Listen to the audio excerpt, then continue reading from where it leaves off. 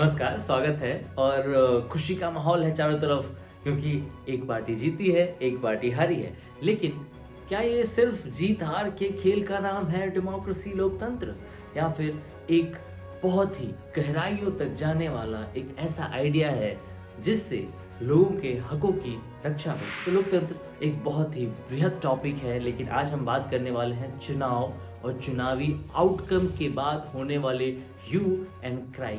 The true viewership king stands tall.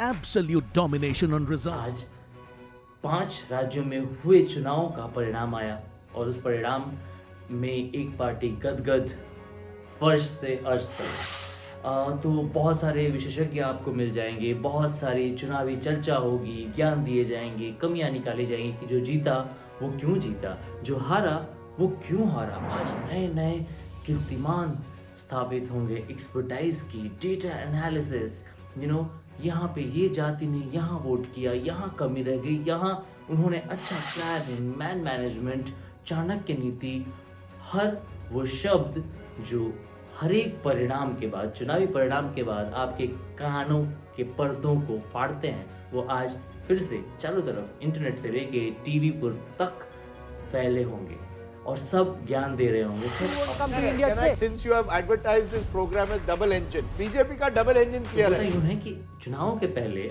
हर एक इंसान अपने पॉलिटिकल बायसेस के हिसाब से एक पार्टी को जीतते हुए देखना चाहता है, या उसे लगता है कि अरे ये चीज़ें मुद्दे काम करेंगे, जनता को ये पार्टी ऐसे टैप कर रही है, ये जीत जाएंगे और पूरा माहौल क्रिएट हो जाता है। और सोशल मीडिया के ज़माने में तो हो ऐसे रहा है कि जो बंदा एल्गोरिथम देख के यूट्यूब पे वीडियो देखता है और उसे लगता है कि ओह, मैं ये देखना चाहता हूँ, ये पॉलिटिकल पार्टी जीत रही है, लोग इसके बारे में अच्छा बोल रहे हैं या उसके ओपोनेंट के बारे में बुरा बोल रहे हैं, तो उसी हिसाब से यूट्यूब आपको देने लगता है कंटेंट, और आपको लगता है कि अरे सब तो एक पर्टिकुलर पार्टी के सपोर्ट में है या फिर एक पर्टिकुलर पार्टी के अगेंस्ट, और आपके दिमाग में एक क्लियर कट आइडिया बनने लगता है जो फिक्शनल होता है कि जो आप देख रहे हैं, जो सुन रहे हैं, वही सच होने वाला है और वही माहौल है, लेकिन ग्राउंड रियलिटी कुछ और होगी।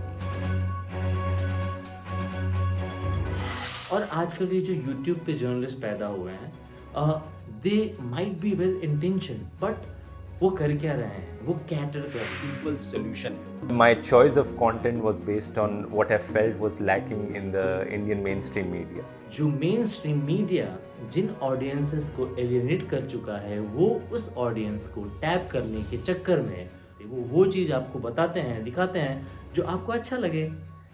आपको तारक मेहता का उल्टा चश्मा अगर अच्छा लगता है तो आप अपने रील्स में रुक के उसको देखते हैं, तो अगले 5, 6, 7, 8 रील्स या फिर यूट्यूब वीडियोस किसके आते हैं?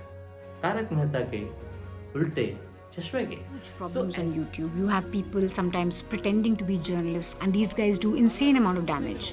पत्रकारिता बहुत बुरे दौर से गुजर रही है, ये बताने की जरूरत नहीं है। 100% हिंदी भाषी जो मीडिया चैनल्स हैं, स्पेशली ब्रॉडकास्ट चैनल्स, वो पूरी तरह से एक नैरेटिव के तहत गवर्नमेंट के पक्षधर हो गए हैं। तो अब जो अपोजिशन पार्टियां इलेक्शन लड़ रही हैं, तो उनके पास इक्वल प्लेइंग फील्ड नहीं है।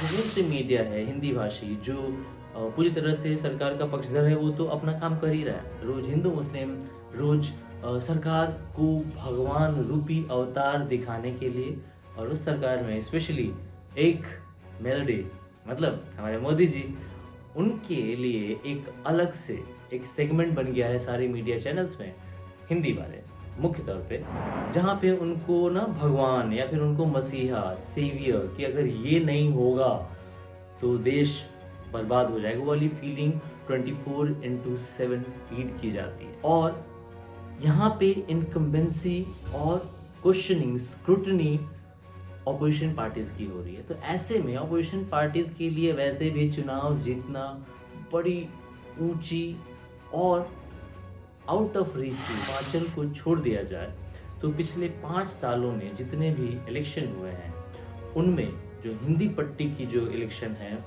वहाँ बीजेपी लगभग एक तरफा जीती है, चाहे वो यूपी हो, गुजरात हो, मध्य प्रदेश हो, अभी छत्तीसगढ़ हो और राजस्थान। और इसके अलावा भी एक जो माहौल क्रिएट किया जाता है मीडिया, हिंदी मीडिया द्वारा, कि जो अपोजिशन पार्टियां हैं वो इविल हैं, वो देशद्रोही हैं, वो देश का भला नहीं चाहते। बायसनेस इतनी है कि आप 95 and 5 का रेशियो लेके चल सकते हैं। 95 in support of a particular party which is ruling in center, and the rest 5 is for all the opposition parties, regional, national. तो आप कैसे उम्मीद कर सकते हैं कि एक पॉलिटिकल पार्टी चैलेंज कर सकती है एक सेंटर में स्ट्रॉन्ग जायंट पार्टी की जिसके कंट्रोल में सब कुछ है? मैं उन लोगों से जो अच्छी पत्रकारिता कर रहे हैं, सिविल सोसाइटी में हैं या फिर जागरूक नागरिक हैं, जो आज खास तौर पे दुखी होंगे, उनको लगता होगा कि यार सब कुछ निरर्थक है, तो उनको मैं ये बताना चाहता हूँ, लोकतंत्र सिर्फ इस बात पर निर्भर नहीं करता कि इलेक्शन के परिणाम क्या हैं, इलेक्शन क्या है, इलेक्शन में कौन जीतता है, क्योंकि लोकतंत्र उससे ज़्यादा वृहत है, विविध है और डायनामिक है। लोकतंत्र का मतलब ये है कि भले ही एक पार्टी लगातार चुनाव जीत कर आ रही है, लेकिन उससे सवाल पूछना बंद नहीं होना चाहिए, उसको अकाउंटेबल करना बंद नहीं होना चाहिए।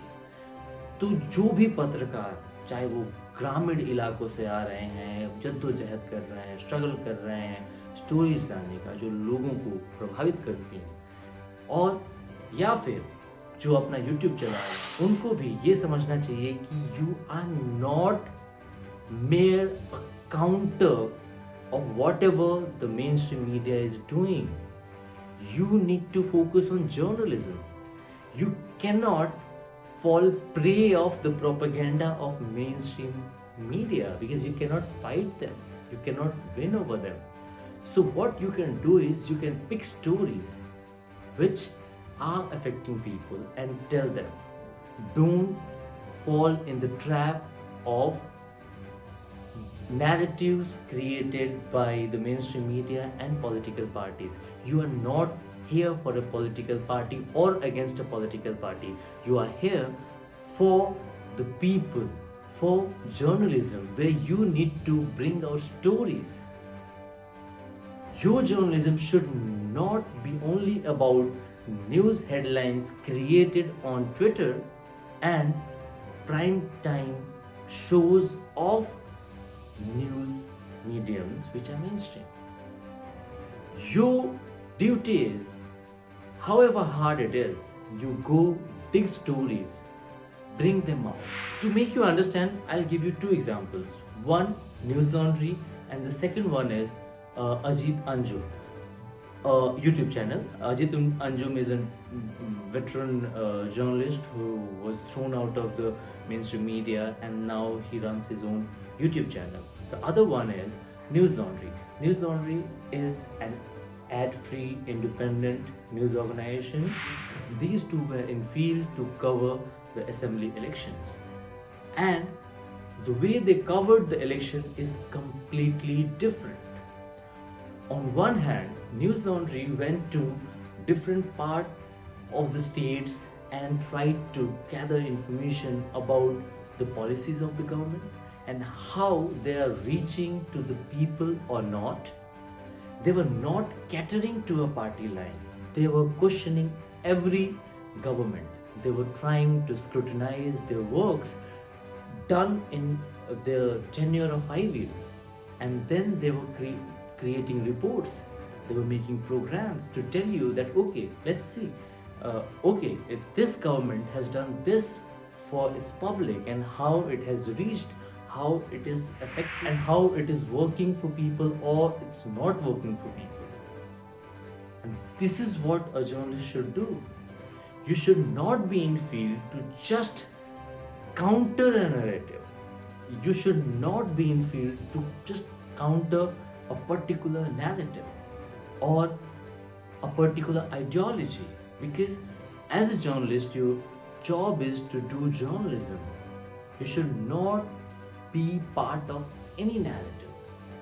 And kudos to News Laundry team. They have done awesome, splendid, and really crucial journalistic coverage of this assembly election, which happened in 5 states. On the other hand, we have someone like Ajit Anjum. Ajit Anjum is a veteran journalist. He has been editor of India News and he has performed many journalistic duties in his career spanning more than 20 years. He is going in field and gathering opinions, political opinions. He's trying to fit people in the narratives of this particular party or the other.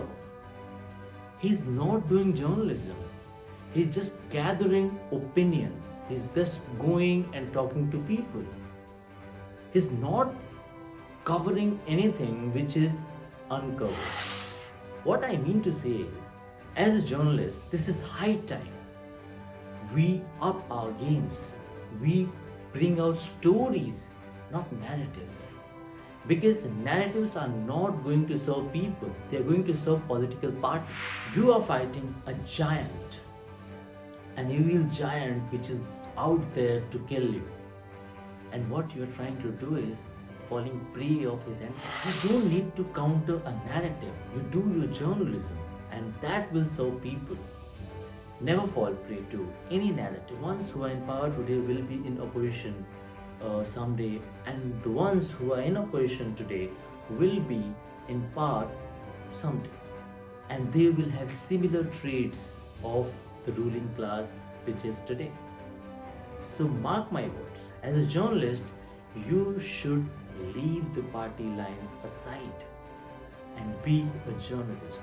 All these states where Hindi is not the main language, the government is struggling, the central government is struggling, the BJP is struggling. The reason is, in these states, the media is still a bit alive. It's not completely dead. It has not gone completely one-sided. And that's where the government is struggling. Their communication is not as powerful, as effective as it is in Hindi heartland. If you'll go by the history books, you'll understand that all those dictators and autocrats, they decided to control the media first, and then they ruled their countries unopposed. China, they don't have media. They only have state media. You know why I'm giving the reference of China, Russia, or any other country where the government is either autocratic or there's a one-party rule. To make you understand that media can make or break democracy.